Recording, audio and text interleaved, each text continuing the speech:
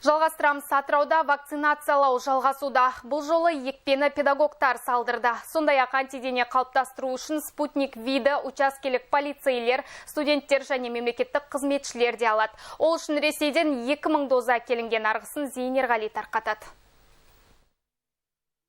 Ресейден жеткізілген вакцинаны алғаш болып облыстық білім беру басқармасының орынбасары Айнагүл Дүйсекенова салдырды. Педагог алгоритмге сәйкес бірінші дозасын қабылдаған соң 30 минут дәрігердің бақылауында болды. Айтуынша екпенің кері әсері болмаған. Қазіргі таңда облысымызда 11 мыңға жуық ұстаз еңбек етеді. Денсаулық басқармасымен бірлесіп Атырау облысы білім беру басқармасы осы вакцинацияның адам денсаулығына пайдалы туралы ақпараттық түсіндіру жұмысын бастап кетті. Ұстаздар қауымына ерікті түрде қанша адам өтініш білдірсе, сол адамдарды осы вакцинациямен қамтамасыз ету жоспарда бар. Денсаулық басқармасы жете қадағалауында ұстап отыр.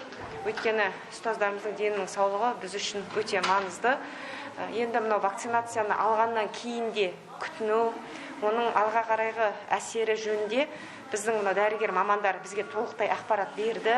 Бүгінде өңірдегі 993 медицина қызметкері коронавирусқа қарсы вакцина салдырды. Оның ішінде нөмір 4-ші қалалық емхананың 140 маманы бар. Олар екпе алған уақыттан бері өздерін жайсыз сезінбеген. Өзімізде салынды, ешқандай асқынулар ешкімде болған жоқ. Жақсы күйде бәріміз көтердік. Соның ішінде мен өзім 180 дозы вакцина салынып келді қазір бүгінгі күні. Соны біз міне бүгінгі күні жаңа деген басталып уже салынып жатыр. Енді қазір біздің осы өзіміздің мектептің мұғалімдері келіп бастап жатыр жаңа. Солармен деген біздер соны салып бәрін аяқтаймыз деп өзіміз соған сенеміз. Айта кетейік, вакцинация кезең-кезегімен ерікті түрде жүргізілуде. Дәрігерлердің сөзінше, әлемді әбігерге салған індетке осы екпе ғана тосқауыл.